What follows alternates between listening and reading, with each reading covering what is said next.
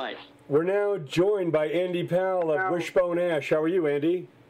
I'm very well, Jay. Thank you so much. Oh, we're excited about the upcoming tour, and, you know, we'd love to, you know, turn the band on to some new fans and, of course, let all the faithful know, you know, what's coming. But if you could take us back a little bit, you know, I go way back with the band. I saw you in '74 in Dayton, Ohio, and of course went back and discovered all the great, you know, Argus and Pilgrimage and all the great albums before. But right. Tell us about coming up in music yourself. At what age did you start playing, and who were some of your musical heroes that inspired you to want to make music? Well, that's a long one, but I'll try and make it as brief as possible.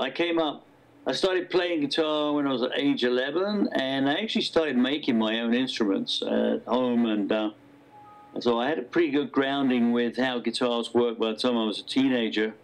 And I always really earned my living on the side, if you will, doing obviously jobs like any other teenager, but I always was playing in bands. So I always kind of equated playing music as work in a way. I had a professional attitude in a way from the outset. But my early influences were, a lot of them came from America, really. Chuck Berry, huge rock and roll influence right there. You know, the way he could, you know, he was something of a poet in his lyric writing and his guitar playing, the double string bends, and very exciting, you know.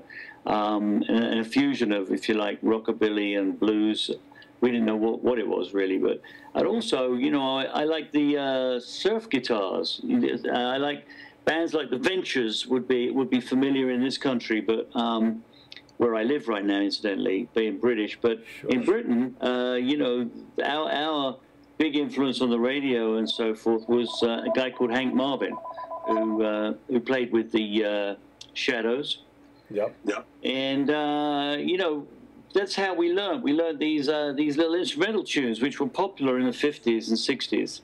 And you know, from there, you know, mid 60s, I discovered the blues, and my all-time favorite was Albert King in that genre. But in between, you know, I was listening to people like Django Reinhardt, the gypsy jazz player from Paris in France, and you know, I was really I had anything to do with the guitar that was my thing. And you know, by the time I was you know, through my teens, I'd been playing in mostly soul bands, actually, what we call soul bands, which would be R&B bands. We were playing Stax, Motown, all that kind of music. And you know, I got a really good grounding in harmony, ear training, and all of that through my teens by playing that kind of music. And then by the time I joined Wishbone Ash, which was age 19, believe it or not, you know, I employed all that wonderful experience I'd had through my teens into being a co-writer in that band and constructing the guitar lines and all the melodic content that went into the music of the band, you know. Well, it's always interesting, you know, growing up loving so many of the British bands, to hear that so many of your heroes were American music, from the surf to the Chuck Berrys and the rockabilly and the early R&B. It's always exciting how the influences went back and forth over the pond. It really is exciting, and it's fascinating. You know, the Beatles were, you know, living in Liverpool, England, which was a port city, and they were getting all of the R&B records from the merchant seamen, the sailors that were coming over from New York, and they bring over those records and distribute them and sell them. And that's how a lot of the early beat groups, they were called back in those days in the north of England, were hearing music even before it was popular in London. But, you know, I have to say also that I cannot deny that, you know, I was also influenced by the incredible wave of new British players, guitar-wise, that came up. You know, we had, obviously, Jeff Beck, Eric Clapton was huge for me, and probably the biggest of all was Peter Green. You know, all blues players, all, again, influenced by American music themselves, but just doing it really well. And, you know, I mean, I was fortunate enough at age 17 to see Cream's first gig. I saw Jimi Hendrix performing in Britain. You know, of course, he was performing in Britain before he was almost a name in America. And, yeah, so as you say, fascinating, that cross-pollination of popular music. Sure. We're allies in more ways than one. That's absolutely right. But I know early on you guys had opened for Deep Purple, and Richie Blackmore, I believe, had recommended you guys, and you got your first deal. Yeah, that was an interesting story. One of the first, we would try and hustle our way on any support slot on a bill, and one of the we opened for bands like Yes, we opened for bands like The Who, and one of the bands we opened for was Deep Purple, and Richie was doing a sound check. Richie Blackmore was doing a sound check. He's jamming out on guitar, and I sort of cheekily plugged my guitar in to my rig, which was behind his, and he'd play a guitar lick, and I would just mimic it, you know. And he's like, you know, he said, "What's going on?" And then we just had like a kind of a guitar duel. It was really prophetic at the time because, you know, I was giving him back everything that he was giving me, and I think he got a kick out of it. And afterwards, he said, "Oh, you're a good guitar player. Enjoy playing with you. What's the story with your band?" You know, after it actually saw us perform our opening slot. I said, "Well, we're looking for a record deal at the moment." He said, "Well, maybe I can put you in contact with someone." And he did. He gave us a great link to Don Shane, who was the head of Decca in America. And, you know, Purple were already signed. And we ended up working with the same producer that Purple used on one of their first hits, which was a song called Hush.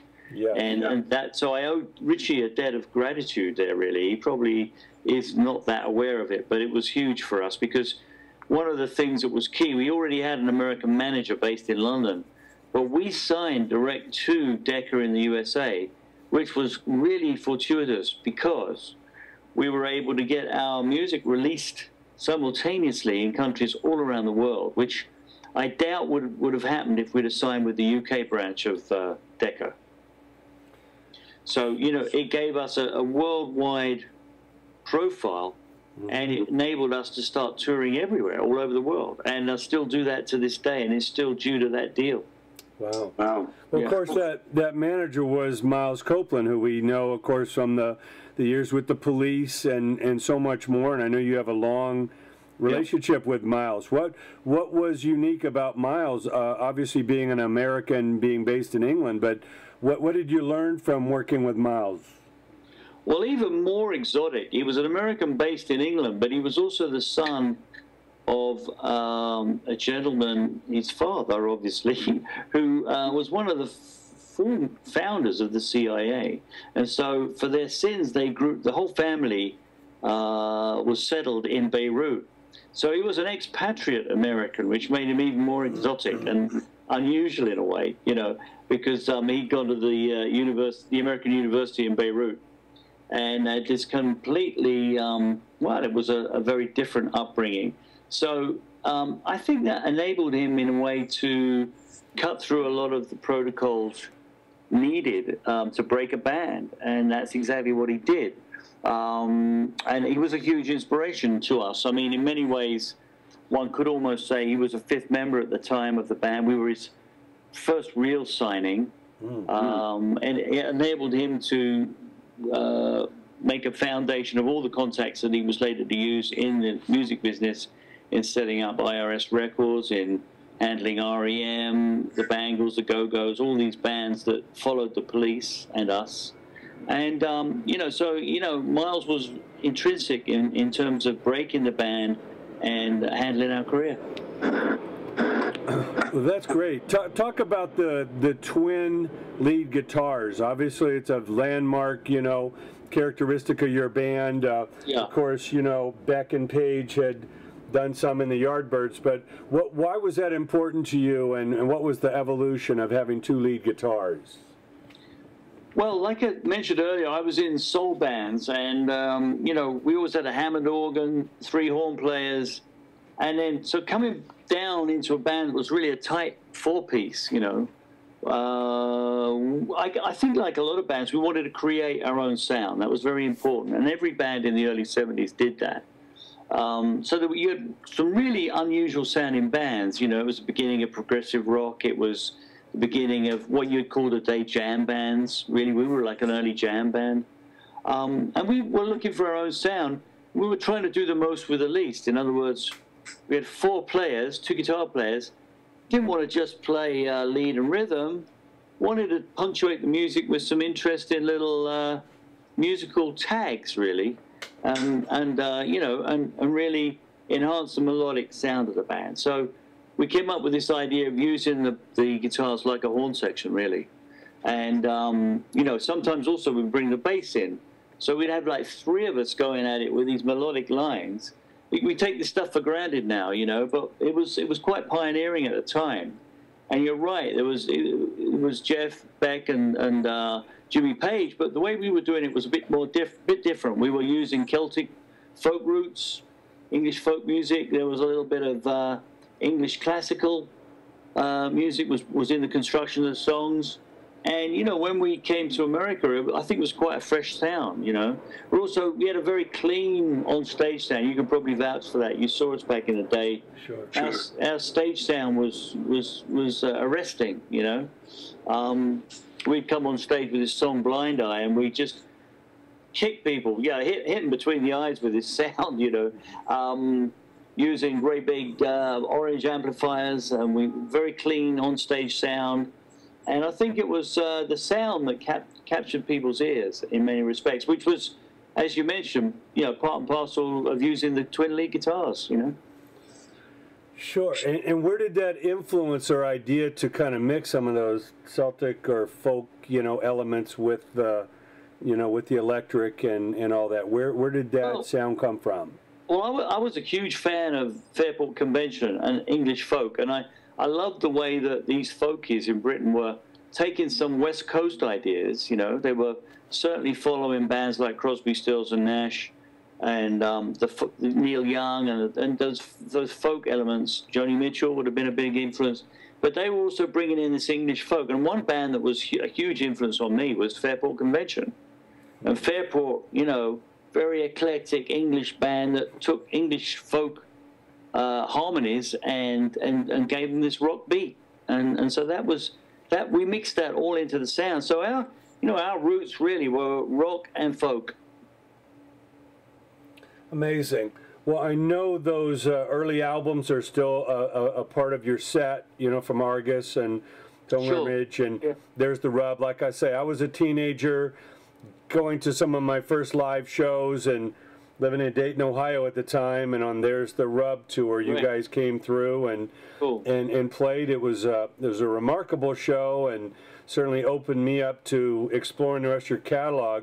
What do you remember the most about that era? You know, coming through America and being so vast. There's so many cities in America, and you know, breaking through. What was your memories of that era? Well, tour after tour after tour. We were on the road all the time. I have memories of just running in airports a lot, where you know you'd arrive and you'd play the show in, say, Dayton the night before, and the next morning would be up early, feeling slightly hungover, because don't forget the whole decade was a decade of partying as well. Right, and then we'd jump on the plane the next morning. We'd be running, always running to catch a plane, because we'd travel city to city by plane many times, and then later on we went by bus and car. We tried every way. But you're right, the vastness of America was hugely impactful to such extent that when I would go home to dear little Great Britain at the end of that, I would the place seemed so small to me, you know, and very impactful time. I had to really almost reconstruct the 70s, because it was really one big party, and it was a blur, you know. Dayton would merge into Des Moines, would merge into Duluth, would merge into, I never knew where I was, and it was only in later years that I got a clear sense of the geography of America. And I started to read Time magazine and Newsweek, and then I started to get a handle on the politics, and I started to really understand where I was playing. A lot of my time was spent here, and indeed, in the end, I actually ended up moving to America. It became second home, and then it became my main home. And so, you know, I have a huge soft spot in my heart for America, that's for sure. Yeah, and I know it's been an amazing run with like 25 studio albums, at least 13 live albums. Very prolific, you know, career. Thank you. And certainly, I know a stage was a stage, but like you say, after a while, you started learning that there was a regional, you know, sound from Texas or from Georgia or from Seattle or Chicago, and you know, you start to appreciate the different parts of the musical heritage of America. The richness of it was it soon became very apparent, and you could not be again, gets back to your point you made earlier there, Jay, about the cross-pollination. You know, you couldn't fail to be impacted by whatever you were hearing as you were traveling around. And of course, it was the glory days of FM radio. Mm-hmm. So we all, you know, we could go to the concerts, but we could back it up with this, you know, our generation's music was on the radio and was reinforcing all of that. And the radio was so free. You know, up until that point, AM radio was all about 3-minute songs. Suddenly you could play a 20-minute opus, you know, and you know, so all of it played into the mix, and in many ways I've kind of been living that out, and it's really part and parcel of why the band's had just such a long career. I mean, we're talking 46 years. I mean, obviously the personnel have changed along the way. I've always been the one constant, you know, the one person who never left, who just stuck with the plan. And yeah, it's been an incredible ride. You know, I mean, I definitely relate those early years on the road to being like my university, really. You know, just learning about life. It was great. Sure. I know you've had some storied players that came and played with you along the way. In '81 with John Wetton, of course, from King Crimson and Roxy Music. Yeah. Before Asia, and Trevor Bolden, of course, from Bowie, Spiders from Mars.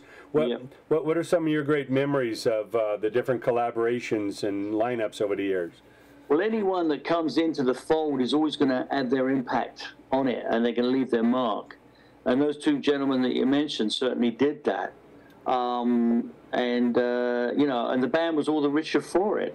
You know, when our first guitar player left. Ted Turner left after 4 years. A new guy on the block came in, and I flew up to New York and invited him to join the band. That was Laurie Wisefield. And I mean, Laurie himself went on to play with Tina Turner, with Joe Cocker. And you know, it just adds to the richness of the music. These people coming in and leaving their stamp or their mark.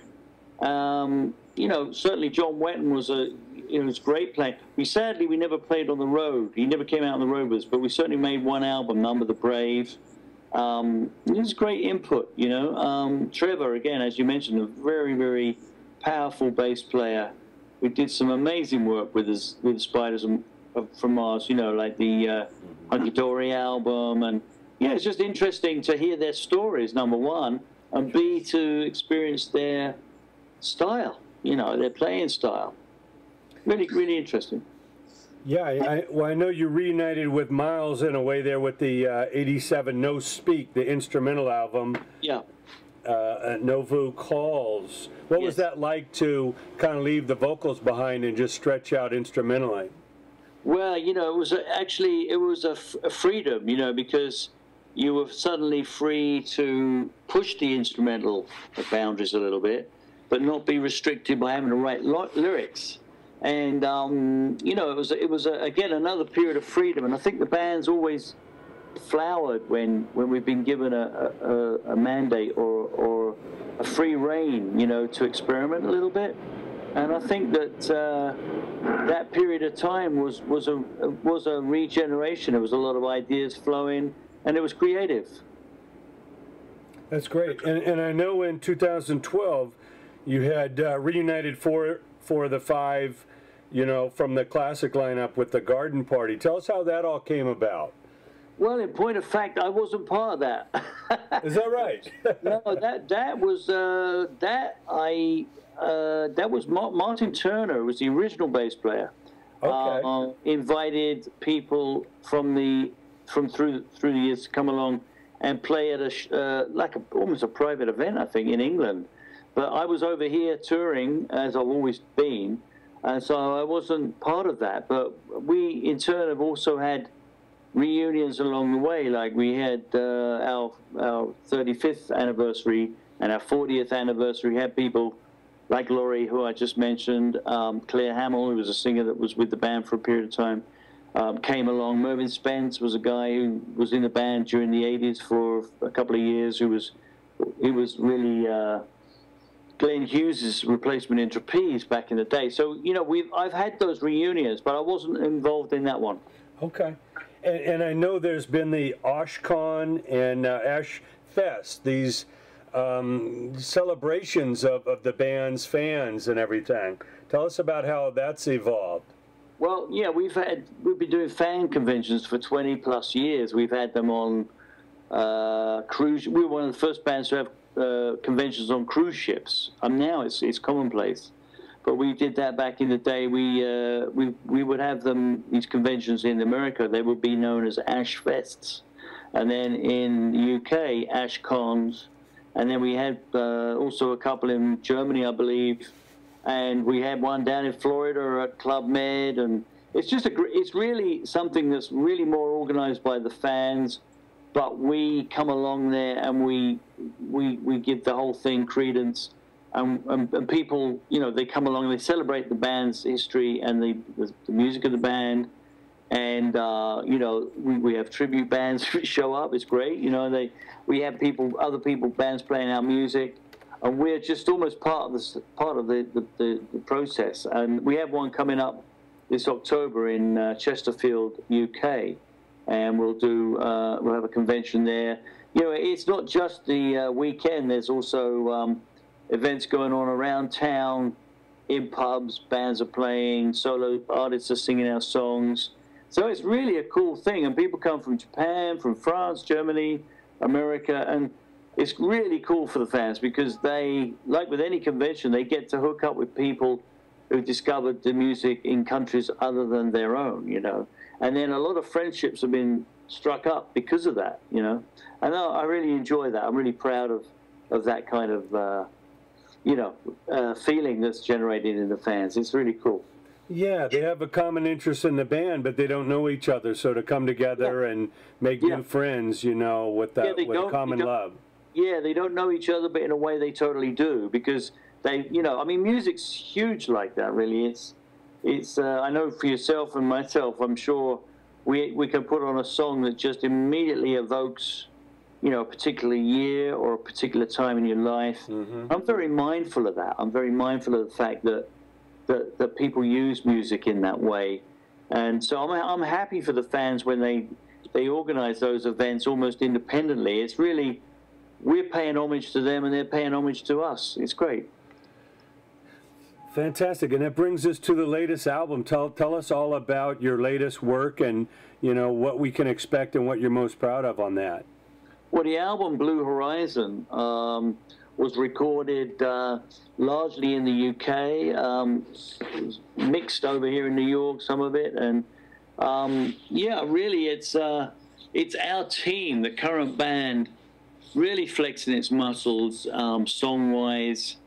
And instrumentally, it's a very eclectic album. It's over 70 minutes of well, you know, there's the range of music on the album. It's, even for me, it's quite amazing, really. We go from gentle ballads to all flat out prog rock to blues to I mean, obviously guitar is the main.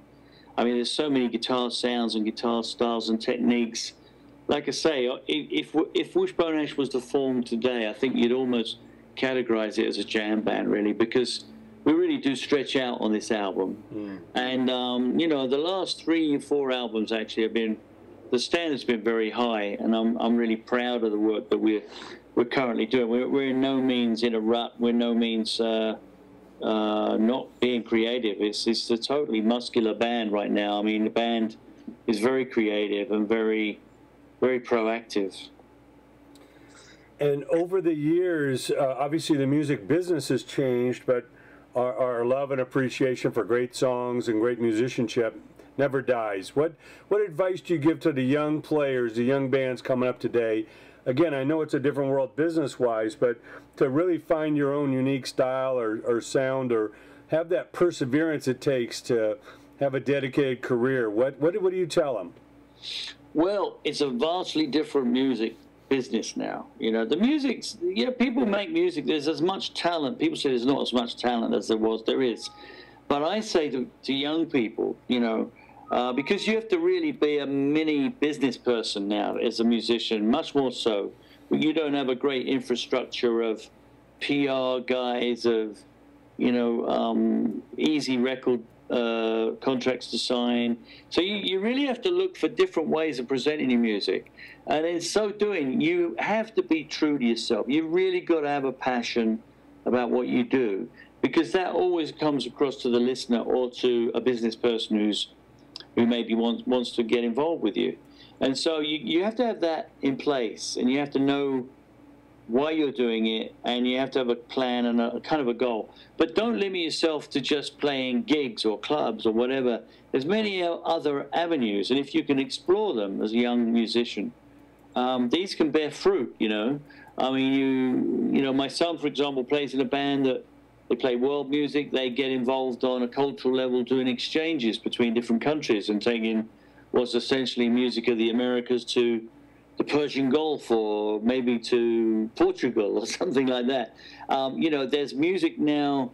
People need music in so many areas. They need it for computer games. They need music for TV shows. They need music for sitcoms. They need, I mean, you just have to get out there and explore, because the record labels are not as powerful, obviously, as they used to be.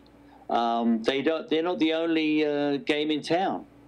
You know, so you've got to be open-minded, but you know, and you've got to know, you got to. I mean, it's tough for young musicians because they have to be like many, like I just said, many business entities. But the opportunities are still there, and they're huge. You just have to go out there and look for them. Sure. Well, you've certainly had a dedicated and passionate career.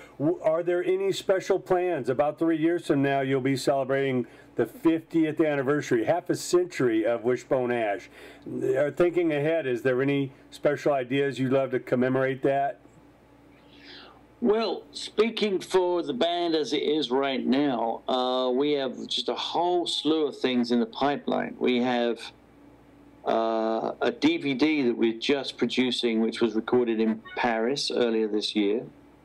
We have a box set which is being produced of live recordings through the last 4 or 5 years. That's a 4 CD box set, really for real diehard fans that love the live sound of the band and listening to different takes of songs. We have, or myself, I have an autobiography which is at the printers right now, due out in the fall, and that's called Eyes Wide Open, Tales of a Wishbone Ash Warrior. That's the title of my book, and I've been working on that for in excess of a year. So I'm very excited about that. I'm working with a co-writer called Colin Harper, who's written lots of rock books, and that's being published by Jawbone Press. So there's really a lot of stuff currently in the pipeline ready for release. And then, as you mentioned, the most recent studio album, which might in turn get people to check out the album before it, which was Elegant Stealth. And then we have albums like Clandestiny and The Power of Eternity. These albums are somewhat more under the radar than the classics that everyone knows, like Argus and There's the Rub that you mentioned earlier. But you'll find there's a wealth of really interesting music on those albums. Could keep you going for the next couple of years in listening pleasure, I'm sure. And if you're a fan of the early music of Wishbone Ash, you're going to enjoy some of that recent music. So yeah, there's a lot going on. As far as celebrating the 50th, that is something, yeah, as you say, it's a few years off.